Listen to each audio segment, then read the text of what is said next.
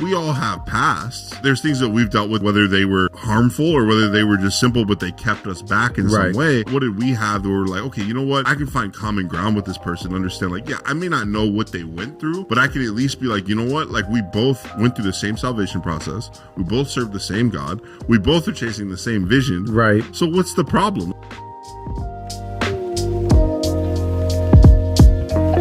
Hey there, welcome to the Culture Architects Podcast. I'm Chad. I'm here with Lance. Yep, I'm Lance. Trying not to make a mistake. Hey, hilarious. All right, and then the one thing we want to say before we get into the episode is make sure you like, subscribe, share, comment, whatever. It's support, and we appreciate it. All right, so this week, we want to talk about... mistakes, past. You know, it's kind of, you know, everyone's got a past. Right. No one talks about their past. Nobody. But then there are a few people, they live on their past. Sure. High school football players, baseball I can players. throw a football over the mountain. Yeah. But it's like, we've all failed things. Right. But it's weird how we judge certain pasts, like depending on what you do. I know like certain denominations, if you've had a divorce, oh my goodness, you're looked upon as, you're exiled. Yeah, you have no ability to do anything. Yeah. If you're a female who has a divorce, which I don't know why a male or female matters. No. Because my mother-in-law was saying like a certain denomination like frowned upon it, and she was young, and you know, when you're in your teens and you get married, there's a lot going on, and kids and people change. But I think like even failed businesses, careers change. And there's always people that come up now that, you know, I'm blessed to be in my 40s. Yeah. You got to look at things a little bit more systematically and not judge quickly. Mm-hmm. But there are things in life that are hard to hear. Mm-hmm. Like if someone was a gangbanger, and we're not stereotyping, we're saying like certain lifestyles create rough paths. Yeah. I was a part of a ministry that one of the leaders of the skinheads in that area got saved, was incarcerated, like had done some heinous stuff, had swastikas at that. Him and his lieutenant got saved and started coming around and started getting the tattoos taken off. Like that stuff's like, you can't avoid that. Right. My man's got a swastika right here. Right. Like, that's not avoidable. Like, you know what I'm saying? Like those are the type of things where it's like, you have to talk about his past because it's present. It defines them at this. There's some past there, you hide them. Sure. There's some that are so far gone, they define you. Right. And I think the thing is like, how are you able to look past that and see the humanity, right? Like that is his past. He's no longer in that, right? Like, but it's like, it's hard because like with that, I'm presenting like the physical past, right? So there's a guy on Instagram who's starting to get some traction, and his name is the Clown Barber. Okay. And he was a carny. So I don't know if you know what a carny is, but basically somebody that worked with the circus. Sure. He was more of a production showman type. Okay. So he actually got the injections where I don't know what you call it, but the implants to change the eyelids. Really? Some face, you know, a bunch of crazy tattoos. Yeah. Whole face is tattooed. Wow. You know, doing the fire tricks, working in LA, getting to go to all these crazy parties that some people would like to go. Yeah. He saw everything he didn't want to see. And out of nowhere, he finds Jesus, like in a broken state. Wow. So now to try to cover up, not a swastika, but like a skull, he's got he just threw in the cross. Let's just try to cover it up because I can't remove it. So now I've got to but he's holding to his look because now he's got surgeries and all this stuff. And it's interesting because the first time I see him talking about Jesus, I feel like he's a heretic mocking Jesus, and I'm judging. Yeah. And this guy's having true conversion. He's trying to explain what he went through some deliverance. Yeah. And he's like, I had a demon. Yeah. And so it's funny hearing somebody who has no idea from a biblical churchy standpoint. Sure. He's like, I guess I had rejection. Yeah. And so he's like talking, he runs this cool podcast, but we're coming through an age of a new Jesus era. Yeah. Where it's easy to judge someone's past. Yeah. And I think we're reliving what the 70s. Yeah. What would that have been? The Gen X? Yeah. Well, I guess the Gen X parents. Right. Baby boomers were crazy. Yeah. World War II generation was like, you guys are sinful because you have long hair. Yeah. And I think even like the Brian Head Welch story. Yes. Like, my gosh, like that guy was, I mean, in Korn, like when you talk about like hardcore, like, I mean, his lifestyle was insane. Like, if you haven't heard his story, I mean, that's something to go watch. And like, yeah, people judge that man, like, and judge that man so much, but like, it's crazy because like people were like, oh, you can't go back and like stuff like that. And he went back and like was witnessing and like baptizing people and stuff like that, like at the concerts. Well, he actually helped get the co-lead singer saved. Yeah. And like he saw conversions everywhere. So it's like, it's crazy because like people were judging like, oh, he's just going to go back into it. Like, you know, there's other celebrities and stuff like that that have had crazy passive converted. And what do Christians do? Oh, they're not really saved. You know, and it's like, I think it's easy to look at somebody that has like a high stature that has a past and go, well, that's going to define them. But it's like, no, like our Bible says that that's removed. And then now what's in front of them defines them. Right. Their inheritance, their future in Christ. Right. So I think it's tough because a lot of times the Bible tells us, hey, look at where they are now. And we're hyper focused on where they've been. Right. And I think that's the thing is like, I've had to do recently, like with different people is like, I have to realize like, hey, when I talk to this person, I have to talk to them like not trying to like judge them. Right.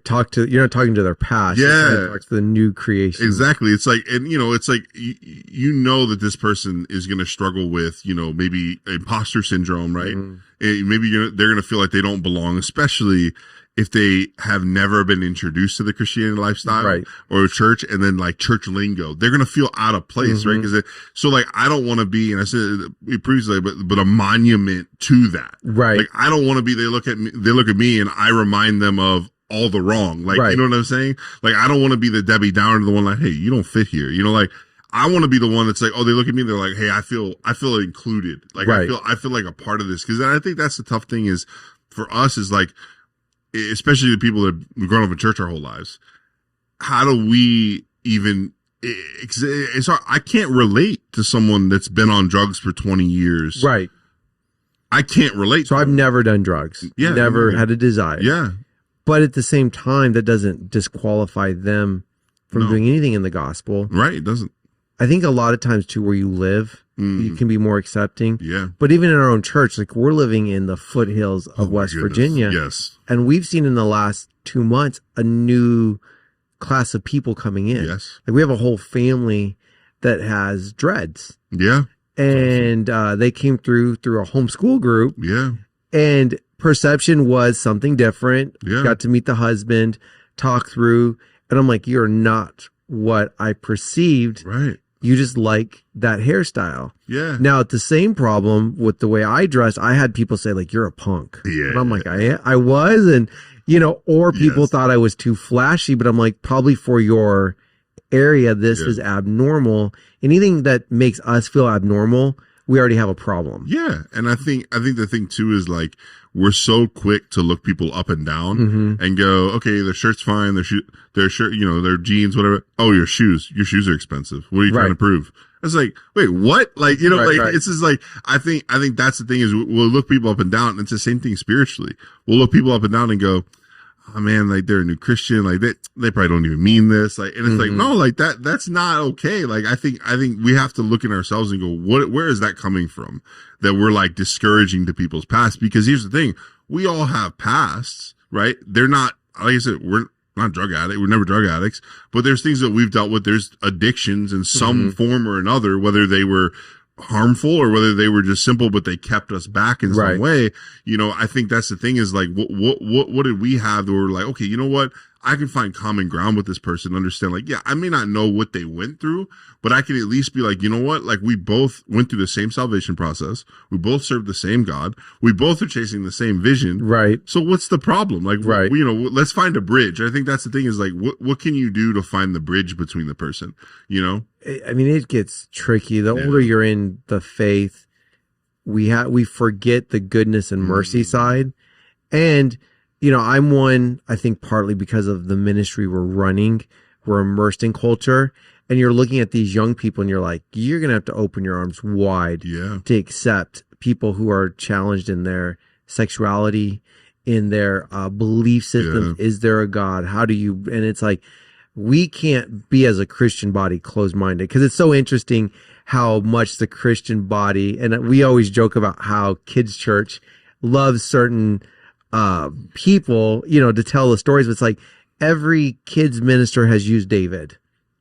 Oh, the slaying the giant. Yeah. And David's a crazy man. Yep. I mean, the past goes wide, not a good parent. No. Kids are all running amok. Yeah. But he's always known as a man after God's heart. Right. And we love to forget all what he did wrong. Yeah. And I think we have to use grace in this new era. And it's not that we reconstruct the Bible. No. We don't leave out things to judge one's past when they were in sin. So I think for me, it's like, if you were in sin, why talk about holiness? It meant nothing to you. Sure. That's good. And so we try to perceive well, how dare you have done that? He didn't know what he was doing. And when you're a sinner, the goal is to do as much of it as right. It's their lifestyle. Right. Yeah. And so it's like, you hear people and it's like, well, I would never have done that. Well, I'd be careful to put ourselves in that spot. And, having a past, being, coming through divorce, seeing a lot of males blame their ex, right? And it's like, you gotta swallow some of the responsibility. You cannot blame. Yeah. But this is the other thing, is some people carry the stench on them, and you just have to go, you know what? Yes, it stinks, but it's like, I'm not going to let it affect how I relate with this person. Right. Because for instance, you don't have the stench of divorce on you. And I've told you this before, but you don't look like a divorced person. Right. You don't carry yourself like a divorced person. But there are people that are very hurt, wounded, that the relationships are not their thing anymore. They communicate it. You can tell. Yeah, just the way they look, sometimes even the way they dress, you go, that person is divorced. You know what I'm talking about. And it's but I think sometimes we'll allow that to hinder how we talk to that person, right? How we relate to that person, and go they're struggling. Yeah, of course they're struggling. They just went through a divorce, they just went through, there's very few people that know what that is like. Right. And so, I have to be able to go, okay, hey, look, I don't know what this person's going through. Clearly they're struggling, but hey, they're still serving the same God that I'm serving. Right. And even if they're not, and this is even thing, even if they're still in it, I should still be hey, if God can have grace on them, if God can love them, then I can. Well, let's go deeper. Yeah. So we run another show called Speak Life. Yep. Alexis is super transparent of her past, what she's done and things have done to her. Yep. And I see a lot of marriages / spouses not okay with their partner's past. Yeah. Hey, I know you did this, but we're not going to talk about it.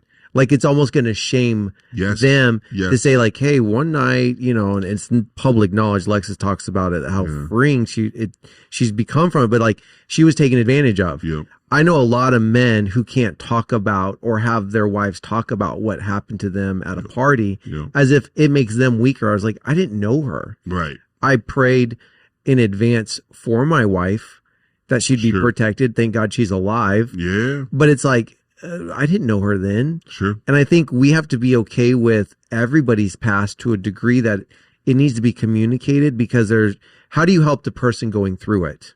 Sure. And so right now we've had a lot of individuals come around who have gone through drug rehab. Yeah. And there's one guy who has got a good story, and we've seen the redemption side. And he's struggled for over 10 years, but he's now on the right side. They've had another baby. Yeah. And because he told the story from the stage, I've used him as an example to the men, because I can't relate. Yeah. And so I say, hey, go talk to so-and-so. Yeah. He'll help you through it. But if he never told his story, how do you help the person walking through it? And because we forget, it's not a beam me up, Scotty, or take the elevator. It's a step by step some days for some people. Yeah. And I think that's the thing is the process. So are we willing to walk those steps with people? So hey, he had to walk a process. Well, it's people walk that, we're willing to be okay, well, you're not perfect. Right. But we're going to walk you there.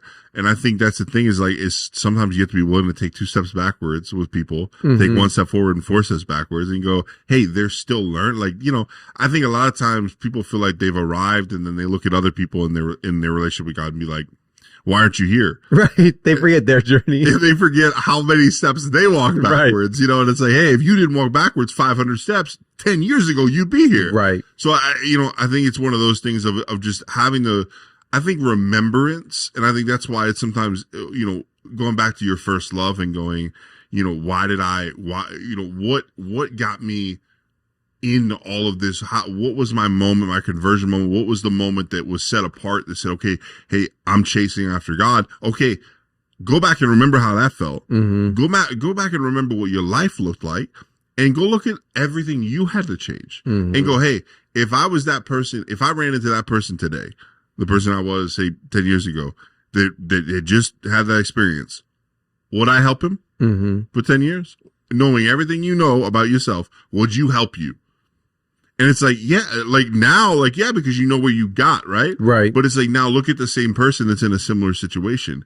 If I told you, hey, it's only 10 years before you see major change in that person's life, are you going to be willing to invest in that person? Well, I look at my own life in that same way. Like, if I met myself, if 10 years ago Lance would have met today's 10-year, I would have been mad at me. I'd be like, you're doing what? Yeah. You believe in this? But I had to learn it step by step, trust it, try it out. And it's perception is the death killer, I think, because we perceive something that we have no knowledge in. Right.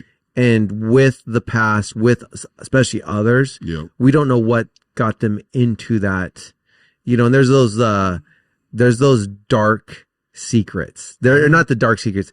There's the sins that we say Jesus could heal or fix, but there's the ones in my life. And so for a lot of people, it's cheating.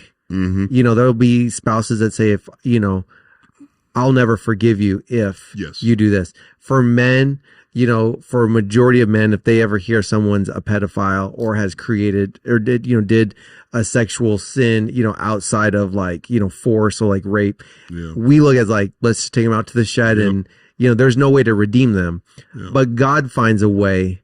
What's weird is we'll forgive killing. Yeah.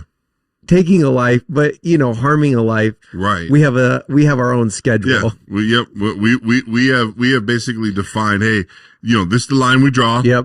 And hey, this is redeemable. You may have to be in jail for the rest of your life, but hey, you know what? This, you need to die. Right. Right. And I think it's funny because like we become judge, jury, and executioner with these people, and it's like that's not what we're called to do. The Bible literally says the opposite for us, mm-hmm. And I think sometimes we play that in. I think it's a dangerous game because it's like, I never want to be the reason someone turns away from God, right? Especially when they're walking through a process, right? I never want to be the reason they go, man, that guy didn't accept me. Like, you know what? Maybe this isn't for me. Right. I never want to be the reason someone says the gospel isn't for me, because like, don't get me wrong. Like, I understand there are some people that they're going to walk away, but I don't want to be the reason that they walk away. Right. And I think sometimes we predetermine in our minds who's going to walk away. Oh yeah. Somebody gets saved, 5 months. Somebody walks in, they have an issue, they get redeemed, 6 months, he's going to cheat again. Right. That's the way we are. That's the way we're wired. Like, once a cheater, always a cheater. Yep. You hear that all the time.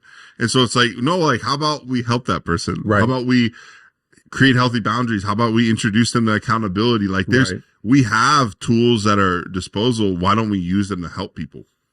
And it takes work on the user's end. So like, again, no secret, divorce, cheating, we're both cheating, we're making a mess of a marriage. Yeah. And so I realized I'm gonna have to change my image. So I've got to like go dark, meaning like don't try to date, don't try to do really work on internal, fix those things that were wrong, and then come back. And so it's a dual party needs to work, but judging never fixes anything, because when you really get down to it, we've all met those people that just frustrate us. Yeah. For sure. When you dig down to what makes them frustrate, typically there was no mom, no dad, or a dad who was just horrific to them, a mom. There was something in their life that created that trauma that's now manifesting in their adult workplace, whatever. Right. And so if you can have patience and grace to realize they're probably stepping on a nerve, and it's making them agitated. It's not, they're just no one's mean by nature. No. And it's not judging like you said, the outside, and not letting ourselves be the one that shuns them from Christ. Because look, it's easy to say like, yep, like disqualify people. Oh yeah.